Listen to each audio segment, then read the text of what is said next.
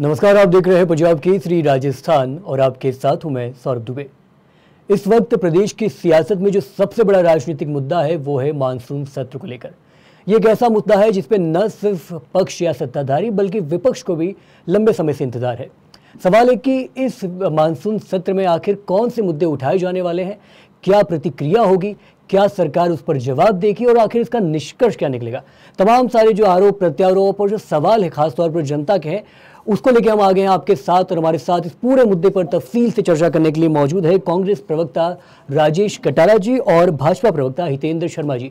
आप दोनों का पंजाब केसरी राजस्थान में सबसे पहले बहुत बहुत स्वागत है। हितेंद्र जी, सबसे पहला सवाल आपका है, क्योंकि प्रदेश में जो इस वक्त सत्ता में काबिज है वो आपकी सरकार है। किस तरीके से मानसून सत्र, विधानसभा के इस सत्र को आप जो विपक्ष है उनके सवालों को चैलेंज करने के लिए, फेस करने के लिए तैयार है? जी देखिए, विपक्ष को रचनात्मक भूमिका निभानी चाहिए। सत्र में जनता के जनहित से जुड़े हुए सभी मुद्दों का हम स्वागत करेंगे और जनहित के जो बिल आने वाले हैं इस मानसून सत्र में, उसमें अपेक्षा करेंगे कि एक सकारात्मक चर्चा हो, सकारात्मक चर्चा हो के अच्छे बिल, जनहित के बिल यहाँ पे पारित हो। पिछली बार की तरह नहीं, जिस तरह से कांग्रेस ने हंगामा कर आपसी वर्चस्व की लड़ाई के लिए सदन को अखाड़ा बना दिया था। हम लोगों ने देखा था ना पिछली बार किस तरह से गौड़ासरा जी गुफा जी की तरह रूठ कर बैठ गए थे और चुनी जी उनको मनाने में लगे हुए थे। किस तरह की चीजों ने सत्र और राजस्थान की जनता को गुमराह करने का प्रयास पिछली बार किया गया था। हम चाहेंगे कि इस बार ऐसी स्थिति ना बने, सकारात्मक चर्चा हो, प्रदेश हित के मुद्दे कांग्रेस उठाए और उन मुद्दों का हम सकारात्मक रूप से स्वागत करेंगे। ठीक है हितेंद्र जी, लेकिन जिस सकारात्मक चर्चा की आप बात कर रहे हैं उसमें मुझे लगता है कि विपक्ष आपको घेरने की कगार पे बैठी हुई है। तमाम सारे मुद्दे इस लंबे एक साल में विपक्ष के पास है, जिसमें भले वो झालावाड़ स्कूल का मुद्दा हो गया, चाहे सियासी नियुक्तियों को लेकर मोर्चा हो गया, तमाम सारे मुद्दे, उनका जवाब कैसे देंगे जो विरोध आने वाले आपके सामने? देखिए, जहां तक झालावाड़ स्कूल की बात है वो एक बहुत दुखद घटना थी। हमारी सरकार है, हमारे मंत्री जी ने उसकी जिम्मेदारी ली, मगर वो घटना एक दिन में घटित नहीं हुई थी। उसके लिए पूर्ववर्ती सरकारें, सभी सरकारें जिम्मेदार रही थी। इस तरह की घटनाओं के लिए हम लोगों ने अब एक तेजी से काम चालू करा है कि भाई ये इस घटनाएं की पुनरावृत्ति ना हो। अब जो राजनीतिक नियुक्तियां है इससे विपक्ष का कोई लेना देना नहीं है। ये मुख्यमंत्री जी का विशेषाधिकार है। ये नियुक्तियों का सिलसिला चालू हो चुका है। कुछ दिन पूर्व ही वरिष्ठ नेता अरुण चतुर्वेदी जी को कैबिनेट के दर्जा देकर नियुक्ति दी गई है। अन्य भी अब समय समय पे बहुत जल्दी इस तरह की सभी नियुक्तियां प्रदेश में होंगी, जिससे कि काम की रफ्तार, जनता के कामों का सीधा ठीक है। जिम्मेदार। राजेश कटारा जी हमारे साथ मौजूद है, कांग्रेस के प्रवक्ता है। राजेश जी, आपने सुना कि हितेंद्र जी ने क्या कुछ कहा है, न सिर्फ अपनी सफाई दी है बल्कि कांग्रेस पर, मुख्य तौर पे विपक्ष पे तमाम सारे आरोप लगाए जिसमें आपसी वर्चस्व की लड़ाई जैसा शब्द का उपयोग किया गया है। सबसे पहले आपकी प्रतिक्रिया, फिर आपका जवाब। जी सौरभ जी नमस्कार जी। देखिए, अच्छी बात है, मानसून सत्र शुरू होने वाला है और विपक्ष तो एकजुट है। विपक्ष को तो बाहर जाने की जरूरत नहीं है, तो पक्ष ही एकजुट नहीं हो पा रहा। पक्ष में अलग अलग तरह की वार्तालाप हो रही है, अलग अलग तरह की विचारधारा के लोग हैं। इनके पूर्व मंत्री, कृषि मंत्री जी कई चीज बोल चुके हैं और आपस में बड़ा ही सामंजस्य नहीं है। 1.5 साल से उनका इस्तीफा मंजूर नहीं हुआ और वापस वो फिर मंत्री बने। विपक्ष का काम है सवाल पूछने का, सवाल विपक्ष पूछेगा। खुद इनके विधानसभा अध्यक्ष जी ने कहा है कि मंत्री तैयारी करके आए। बगैर तैयारी के मंत्री जी अगर विधानसभा में आएंगे तो विपक्ष उनसे सवाल पूछेगा और सवाल का जवाब देने का इनकी नैतिक जिम्मेदारी है, इनका दायित्व बनता है। सरकार, जनता ने इनको सरकार में आने का मौका दिया है, ये सरकार में है, परंतु पूरी तैयारी के साथ आए। चाहे वो मुख्यमंत्री जी अतिवृष्टि का मामला हो, मुख्यमंत्री जी हेलीकॉप्टर लेकर घूमने गए थे तो धौलपुर में जाकर के वो एक सर्किट हाउस में बैठ करके आ गए। किसी भी अतिवृष्टि किसान को उन्होंने नहीं बुलाया या किसी के घर जाकर नहीं गए वो किसी घर, तो ये मुद्दा जरूर होगा। चाहे आप बताइए झालावाड़ में वो छत गिरी, उसका मुद्दा भी बिल्कुल होगा, क्योंकि 1.5 साल हो गए। पिछली बार भी बारिश आई, इस बार भी बारिश आई और इनके जो सरकारी लवाजमा है उन्होंने उस स्कूल का नाम तक नहीं दिया कि भाई ये स्कूल जर्जर अवस्था में है, तो स्कूल कैसे गिर गया। दूसरी दिन शिक्षा मंत्री जी भरतपुर में जाते हैं, ढोल नगाड़ों से स्वागत करवाते हैं। ये सवालों का जवाब इनको देना पड़ेगा, शिक्षा मंत्री जी को और इनकी सरकार को देना पड़ेगा। लॉ एंड ऑर्डर की आपने देखा है, घर में घुस करके किस तरह से चेन लूटी जा रही है, किस तरह से सड़क के खड्डे पड़े हुए हैं, ये सारी चीजों के सरकार को जवाब देने पड़ेंगे। चाहे बिजली की व्यवस्था हो, चाहे पानी की व्यवस्था हो, चाहे कानून व्यवस्था हो, चाहे लॉ एंड ऑर्डर की धज्जियां उड़ाई जा रही हो, चाहे बजरी माफिया हावी हो रहे हैं, खनन माफिया हावी हो रहे हैं राजस्थान के अंदर, उन सारे सवालों का जवाब पक्ष को देना पड़ेगा और विपक्ष मांगेगा। अगर ये उसको हंगामा मानते तो विपक्ष अपना काम करेगा, क्योंकि जनता के जितने भी जुड़े हुए मुद्दे हैं विपक्ष का पूछने का अधिकार है और इसीलिए विपक्ष को चुना है जनता ने। जी सर। ठीक है जी, बिल्कुल। हितेंद्र जी, आपने सुना कि राजेश जी ने क्या कुछ कहा है। मुख्य 2-3 बातें हैं सर। अपराध हो गया, शैक्षणिक जो अव्यवस्था है उसको लेकर के लीजिए, और प्रशासनिक लापरवाही।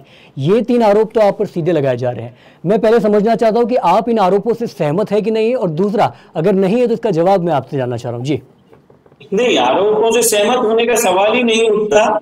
इन लोगों ने जो आरोप लगाए शिक्षा को लेकर, शिक्षा की सबसे ज्यादा दुर्गति कांग्रेस के समय में वर्तमान प्रदेश अध्यक्ष और तत्कालीन शिक्षा मंत्री डोटासरा जी के समय में शिक्षा का किस तरह से व्यवसायीकरण हुआ, शिक्षा के पेपर बेचे जा रहे थे, उस पर लगाम लगाने का काम करने का काम किया तो माननीय मुख्यमंत्री जी भजनलाल जी की सरकार ने करा। तो शिक्षा के विषय पे इनको बोलने का अधिकार नहीं है। कानून व्यवस्था आप एनसीईआरटी के ढाका उठा के देख लीजिए, हमारे समय पे अपराध कम हुए, हम लोगों ने सख्त। ठीक है, तकनीकी कारणों की वजह से शायद आपकी आवाज हम तक नहीं। जी, चाहे वो साइबर अपराध हो, महिला अपराध हो, मगर मैंने एक चीज पूछी थी, उसका जवाब कटारा जी ने, मेरे मित्र ने, बड़े भाई ने दिया नहीं कि कांग्रेस का इतना विघटन, सत्ता में तो 2 ही गुट हुआ करते थे, गहलोत साहब और पायलट साहब का, अभी 4 हो गए।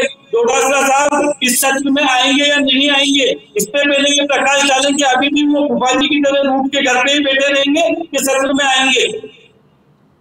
ठीक है, ये सवाल भी तो मैं पूछ लेता हूं, लेकिन कहीं ना कहीं विपक्षी द्वारा सत्ताधीशों पर भी आरोप लगाया जा रहा है कि आपकी पार्टी में भी गुटबाजी कम नहीं है। लगातार जो तमाम बड़े केंद्रीय नेता हो गए, स्थानीय नेता हो गए, उन पर भी गुटबाजी का आरोप है। सब चाह रहे हैं कि हमारा व्यक्ति सियासत में, सत्ता में आगे बैठे। तो इस पर आपकी, इस आरोप पर आपकी क्या जवाब है, पहले आपसे जानना चाहता हूँ। नहीं, हमारी पार्टी में तो गुटबाजी जैसी कभी कोई चीज रहती ही नहीं है, क्योंकि हम पार्टी नहीं, परिवार के रूप में, विचार के रूप में देश के लिए काम करने वाले लोग हैं। हमारे यहाँ सत्ता के लिए गुटबाजी नहीं होती। हमारे यहाँ तो 2 बार की पूर्व मुख्यमंत्री जी भी एक नए व्यक्ति का नाम प्रस्तावित करती है। इनके यहाँ की तरह नहीं कि भाग जाते हैं मानसर लेके लोगों को और गहलोत साहब अड़ जाते हैं कि मैं तो मुख्यमंत्री बनूंगा। हमारे यहाँ इस तरह की घटनाएं नहीं होती। हमारे यहाँ सब मिलजुल कर सामूहिक रूप से नीचे से ऊपर तक सब लोग बैठ कर एक मुखी होकर हम लोग काम करते हैं और एक ध्येय को लेकर हम लोग काम करते हैं। मगर कांग्रेस में गुटबाजी सबके सामने है और दिख रही है। ठीक है, राजेश जी, आप तो सुन ही रहे हैं क्या कुछ कहा गया। क्या इस बात से कबूल करते हैं कि गुटबाजी भाजपा में नहीं है और सिर्फ कांग्रेस में मौजूद है? देखिए, ये इनका वैसे पर्ची सरकार का जो मामला है, इनका अंदरूनी मामला है। परंतु मैं आपको एक बात बताना चाहता हूँ सौरभ जी, जिस लोकतांत्रिक तरीके से मुख्यमंत्री हमारे कांग्रेस में चुना जाता है, विधायक दल की बैठक होती है। अब आप देखिए कौन से विधायक दल की बैठक हुई। इनका राष्ट्रीय अध्यक्ष चुनता है, कोई बैठक नहीं होती। इनका प्रदेश अध्यक्ष चुनता है, कोई बैठक नहीं होती। मुख्यमंत्री चुनते हैं, उसमें कोई बैठक नहीं होती। उसमें एक पर्ची आती है और नाम घोषित हो जाता है। तो ये कहाँ लोकतांत्रिक प्रक्रिया है। परंतु चलो, ये इनका अंदरूनी मामला, उसमें हम कुछ ज्यादा नहीं बोलेंगे। शिक्षा की बात करते हैं। आज ही पेपर में आया, आपने देखा हो, कर दी। आज सरकारी स्कूलों में गरीबों के बच्चे पढ़ते हैं बेचारे, आज उनकी फीस ही डबल कर दी। आप बताइए, ये मौके को अवसर तलाश रहे हैं, ये मौका तलाश रहे, इस तरह से कैसे पैसा बढ़ाया जाए। आज किसी भी शिक्षा के क्षेत्र में देख लीजिए, हर जगह फीस कहां से कहां पहुंचाती है, किताबों की रेटें कहां से कहां पहुंचाती है। ये सारे सवालों के जवाब हैं जो इनको देने में। ईआरसीपी पे मुख्यमंत्री जी कहते हैं 3 महीने में डीपीआर बन जाएगी, 3 महीने में लाइन डलना चाहिए। कौन सा खड्डा खुद गए, एक बार बता दें हमें, कहाँ लाइन की शुरुआत हो गई, कौन सी डीपीआर बन गई, क्या हो गई। आप वो भागीरथी जी बोलते थे, कौन सा गंगा जल पानी आ गया, बताइए कितने जिलों को गंगा जल का पानी मिल रहा है, जमुना जल का पानी मिल रहा है। और तो और देखिए, आप खुद मुख्यमंत्री जी गृह मंत्री हैं, 2 थानों, 2-3 थानों में सुसाइड हो जाता है। जयपुर में सदर थाने में भी एक सुसाइड हो गया, बताइए। उदयपुर में भी एक सुसाइड हो गया। किस तरीके से, मतलब कानून व्यवस्था इस तरह से चरमाचूर हो रही है राजस्थान की कि जनता त्राहिमाम हो रही है। इनको सारे सवालों के जवाब देने पड़ेंगे, जो सवाल जनता के हैं। जनता इतनी त्रस्त है, 2 जगह आप देखिए चुनाव नहीं करा रहे हैं, अभी चुनावों को पीछे हटाना चाह रहे हैं। कल हाईकोर्ट ने फटकार लगाई है इनमें कि चुनाव समय पर कराइए, नहीं तो हम अपने हिसाब से देखेंगे उन चुनाव। इस तरह की बातें, दो जगह जिला प्रमुख नहीं है, 1.5 साल से ज्यादा हो गया, जिला प्रमुख नहीं है, क्यों नहीं जिला प्रमुख? चलिए हितेंद्र जी से आपके जितने तमाम सारे आरोप है उनकी प्रतिक्रिया भी जान लेते हैं। मुस्कुरा भी रहे हितेंद्र जी आपका जवाब सुनते हुए। सबसे पहले मैं जानना चाहता हूँ कि मुस्कुराहट की वजह क्या है, और साथ ही साथ ये जो तमाम सारे भले हुए पंचायत चुनाव की विलंब को लेकर हो गया है, तमाम सारे जो आरोप विपक्ष द्वारा आप पे लगाया जा रहा है, ये आरोप सिर्फ यही इस डिबेट में नहीं है, आपको विधानसभा भी सामना करना पड़ सकता है। तो मैं इसलिए जवाब आपका चलिए जानते हैं। मैं इसका जवाब देना चाहूंगा। सबसे पहले कानून व्यवस्था की बात जो ये कर रहे हैं, शायद भूल गए कि किस तरह से भट्टी में डाल के लोगों को भून दिया जा रहा था। उस समय पे थाने में बलात्कार की घटनाएं हो रही थी, किस तरह के जघन्य अपराध कांग्रेस में हो रहे थे, उस पर कार्रवाई नहीं हो रही थी। अपराध कहीं घटित हो रहा है तो भारतीय जनता पार्टी की सरकार उस पर सख्ती से कार्रवाई करती है। सुनिए राजेश जी, अब आप पंचायत और निकाय चुनाव की बात कहते हैं, तो निकाय और पंचायत चुनाव का जिस तरीके से पिछली बार कांग्रेस ने एक बंदरबाट करी थी, जिस तरह से निकायों को तोड़ मरोड़ दिया गया था, जिस तरह से निगमों को विघटित कर दिया गया था, एक वर्ग विशेष के लिए अलग से नगर निगम बना दिए गए थे कि भाई जहां एक समुदाय विशेष की आबादी उनके लिए अलग निगम बना दिया जाता है। इस तरह की घटनाओं को दुरुस्त करने में कुछ समय लग रहा है, वो हो चुका। मंत्री जी का बयान आ गया, दिसंबर में चुनाव हो जाएंगे और तय सीमा पे दिसंबर के अंदर चुनाव रहेंगे। मगर जो पिछली बार इन्होंने किया था, उस चीज पे इन लोगों को जवाब देना पड़ेगा कि इन्होंने क्यों, किस कारण से 2-2, 3-3 निगम कर दिए थे एक ही जिले में, जहाँ पे आवश्यकता नहीं थी वहां पे भी कर दिए थे। जी, अगर चुनाव की चर्चा हो ही रही है, समय हुआ था उसको सही करने में हमें कुछ समय लगा और इसी कारण से इस चुनाव में थोड़ी देरी हुई है। चुनाव समय पे रहेंगे और दिसंबर के अंदर। हितेंद्र जी, अगर चुनाव की चर्चा हो ही रही है तो मेरे को लगता है ये सही रहेगा कि छात्र संघ चुनाव का भी जिक्र यहाँ कर लिया जाए। छात्र संघ चुनाव न करवाने के ऊपर आपकी क्या प्रतिक्रिया है? छात्र संघ चुनाव गहलोत साहब की सरकार ने बंद कराए थे, राजेश जी को भी याद होगा, आपको भी, और मैं खुद एक छात्र नेता और छात्र संघ अध्यक्ष से भारतीय जनता पार्टी की राजनीति में आया हूं। हम छात्र संघ चुनाव के पक्षधर हैं। मैंने पिछली बार भी जब डिबेट हुई थी उसमें भी ये कहा था, कुछ कारणोंवश जो कुलपति जी हैं, कुलगुरु हैं, उन लोगों ने कुछ आपत्ति दर्ज कराई है। इसको दुरुस्त करके सरकार कैसे हो सकेगा, छात्र संघ चुनाव हमारी ही सरकार कराएगी, जिसपे रोक लगाने का काम इनकी सरकार ने किया। तो कब होगा, क्योंकि छात्र इंतजार कर रहे हैं। ऐसा नहीं कि सौरभ दुबे का सवाल आपसे है, मैं जब भी बाहर जाता हूं, जितने भी छात्रों से बात करता हूं, सिर्फ एक ही सवाल पूछते हैं कि आप पूछिए तो सही जिम्मेदारों से कि चुनाव होने कब है, बस इसका जवाब दे दीजिए। ये डिबेट हम यही समाप्त कर देंगे। मामला कोर्ट में चल रहा है, सरकार का जवाब कोर्ट में जो उनकी रिपोर्ट आई थी उसके आधार पर दिया गया, और हम भी हमारी तरफ से सरकार में इस बात को रखेंगे। हम सब छात्र संघ चुनाव के पक्षधर हैं, मैं खुद एक छात्र नेता हूं, इस नाते मैं चाहूंगा कि चुनाव हो और सरकार चुनाव कराएगी, हमें पूर्ण विश्वास है। मगर इन्होंने यहाँ मैं एक बात कहना चाहता हूँ, जवाब इनसे लिया जाए। नहीं, मैं बिल्कुल इनसे भी बात कर रहा हूँ, लेकिन यहाँ मैं अपनी एक प्रतिक्रिया देना चाहता हूँ कि ऐसे कई सारे मामले हैं जिसका न सिर्फ छात्र बल्कि राजस्थान की जनता भी इंतजार कर रही है, और वो तमाम सारे फैसले जिसका वो इंतजार कर रही है वो कोर्ट में है। भले वो ऐसा ही भर्ती हो गया, छात्र चुनाव के तमाम सारे मुद्दे हैं, लेकिन चलिए फिर भी आपके कहने पर राजेश जी के पास चलता हूँ, उनकी प्रतिक्रिया समझने का प्रयास कर। ठीक है राजेश जी, बताइए। देखिए, पुरानी पूर्ववर्ती सरकारों पर आरोप लगा देते हैं, अपना कुछ विजन नहीं है किसी भी मामले में। छात्र संघ चुनाव पे देख लीजिए, जैसे आप पहले बंद किए हुए, आप चालू कर दीजिए। आपको क्या परेशानी आ रही है चालू करते हैं, बताइए ना। आप पहले कहते थे आरपीएससी का मुद्दा था, आप कहते थे हम आते ही भंग कर देंगे, पहली मीटिंग में भंग हो जाएगी। अब आप सत्ता में आ गए, अब आपको मालूम चली वो भंग क्यों नहीं कर पा रहे हो। ऐसा ही भर्ती का मामला था, आप कहते थे बड़ी बड़ी रैलियां निकालते थे और बड़े बड़े काम जाम करते थे और सड़कों पर आते थे, हम आते ही साहब भर्ती रद्द कर देंगे, परंतु वो भर्ती को आप रद्द नहीं कर पाए। देखिए, आपकी प्राथमिकता जब सत्ता से बाहर होते हैं तो और होती है, और सत्ता के अंदर आते हैं तो आपकी प्राथमिकताएं बदल जाती है। आप लोगों में सामंजस्य नहीं है किसी तरह का, आपकी कोई तैयारी नहीं है जनता के प्रति। आप देखिए कितने अपराध बढ़ चुके हैं राजस्थान के अंदर, कहीं कोई आपसे कुछ नहीं समझ रहा। राजेश जी, माफ कीजिएगा मैं आपकी बात रोक रहा हूं, लेकिन थोड़ी बहुत जिम्मेदारी तो आपकी भी होगी, क्योंकि आप सत्ता में रहे। गाड़ी से कुचल के एक आदमी को मार दिया गया और वो आपकी पार्टी का नुमाइंदा था। कोई सरकार की तरफ से एक जवाब नहीं आया, कोई मंत्री ने कुछ एक शब्द भी नहीं बोला उस बात को लेकर के। पर राजेश जी, आपकी सरकार में भी तो तमाम सारी घटनाएं हुई, आपको याद होगा कन्हैयालाल हत्याकांड, अभी मूवी आई है उसके ऊपर। तो ऐसा नहीं है कि आपकी सरकार में अपराधहीन सरकार थी। 2 घंटे में उनको 2 घंटे में अरेस्ट कर लिया था, उनको 2 घंटे में अरेस्ट किया, कन्हैयालाल हत्याकांड को 2 घंटे के अंदर अरेस्ट किया, देख लीजिए आप। उसके बाद में उसमें भी कुछ बोलिए थोड़ा सा, इनके शासनकाल में भी हुआ, उसमें इन्होंने क्या किया, उसमें क्या इन्होंने मुआवजा दिया, और उसमें क्या मुआवजा बोला कि सरकारी नौकरी मिली कि नहीं मिली। ये सिर्फ बात बनाना जानते, करना कुछ नहीं जानते, हर जगह रोडों पर उतरते हैं। अब कोई आदमी रोड पे नहीं उतरा, किसी तरह की कोई बात नहीं हुई। तो ये बात अलग है, इनको काम में भरोसा रखना चाहिए। आरोप पुरानी सरकारों पर लगाने का कोई मतलब नहीं है। कभी कहते हैं कोई विधानसभा में आ रहा, आपके पूर्व मुख्यमंत्री वसुंधरा राजे जी कितने दिन विधानसभा में आती है बताइए आप। वो खुद वसुंधरा राजे जी 2 बार मुख्यमंत्री रह चुकी, वो खुद कई बार सवाल पूछती है, कई बार कहती है। उनसे उन्होंने एमएलए ने कहा भाई मुझे इस्तीफा दे देना चाहिए, तो उन्होंने मना किया भाई अभी रहना चाहिए।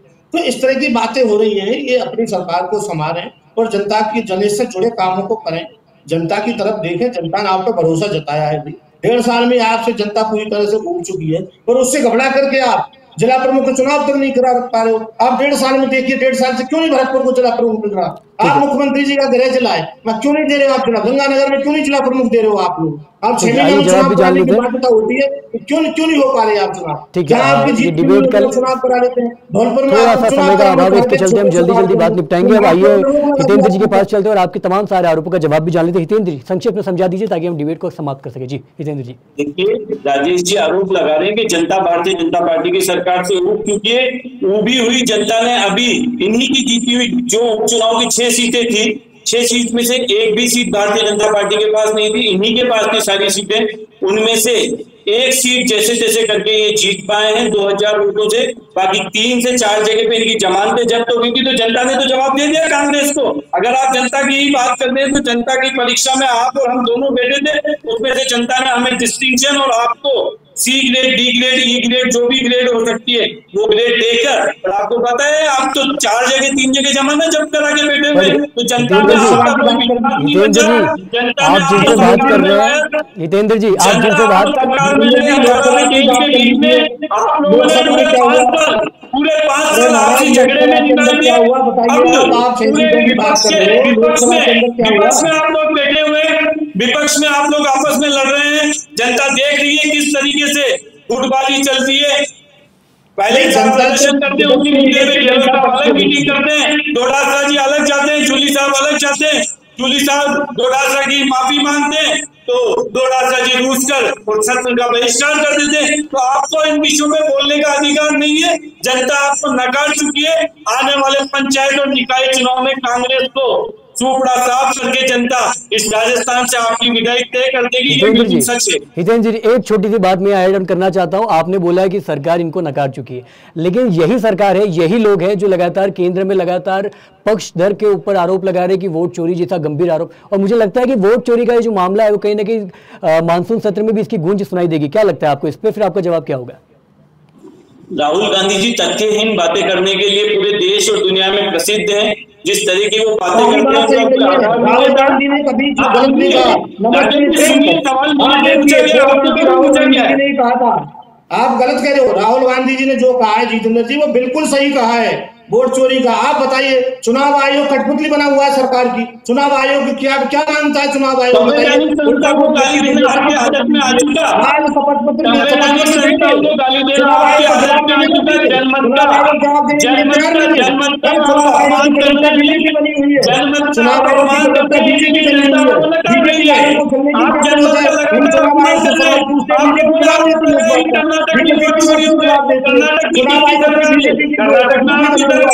चुनाव आयोग का बचाव बीजेपी क्यों कर रही है?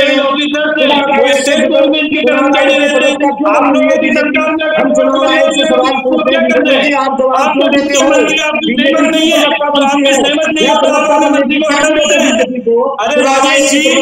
की आपको जरूरत क्या है? बने हुए चुनाव आयोग के बताइए।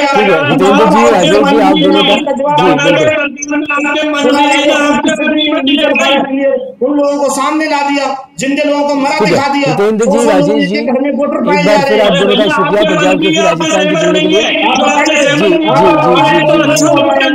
हितेंद्र जी, राजेश जी, अगर आप लोगों को मेरी आवाज आ रही है तो आप लोगों का बहुत बहुत शुक्रिया। माफ़ी चाहूँगा कि मैंने आपकी बात बीच में रोकी, लेकिन दरअसल इस चर्चा का जो विषय है वो भी अपनी जगह से भटकता जा रहा है और जो ये लंबाई है इसकी वो भी बढ़ती जा रही थी। पंजाब केसरी राजस्थान से आप दोनों के लिए बहुत बहुत शुक्रिया। आप जुड़े हैं इस पर लगातार, तमाम सारे सवालों का जो जवाब आपने स्पष्ट रूप से दिया और मैं उम्मीद करता हूँ कि जो दर्शक आपको सुन रहे होंगे, जो समर्थक आपको सुन रहे होंगे, उनको तमाम सारे सवाल जो थे वो आपके जरिए उन तक पहुँच गए होंगे। बाकी पंजाब केसरी राजस्थान न सिर्फ इस मुद्दे को बल्कि इस मुद्दे पर तो तफसील से चर्चा कर ही रहा है, बड़े बड़े नेताओं से बात कर रहा है, बड़े बड़े प्रवक्ताओं से बात कर रहा है, लेकिन ग्राउंड जमीनी स्तर पर और एंकर एक्सक्लूसिव स्टोरीज भी आप तक पेश कर रहा है। बस आपको करना यह है कि पंजाब केसरी राजस्थान लगातार देखते रहें। बाकी पंजाब केसरी राजस्थान न सिर्फ उस मुद्दे को बल्कि प्रदेश भर के तमाम छोटे बड़े मुद्दे को आप तक यूं ही पहुंचा रहा है। देखते रहिए पंजाब केसरी राजस्थान। नमस्कार।